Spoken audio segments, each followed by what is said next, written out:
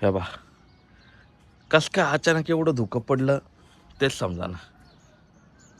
आणि एवढं भयानक आहे ना, आसपासचं पण दिसत ना. आता तो समोरचा रोड आहे तो पण क्लिअर दिसत नाही. तेव्हा तिकडून गाडी येते,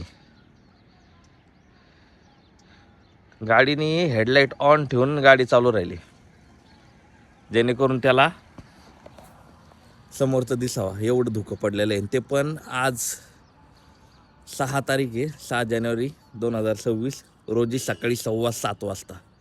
धुकंच धुकं. बाप रे बाप.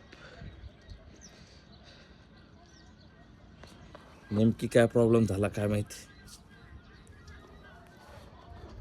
हे बा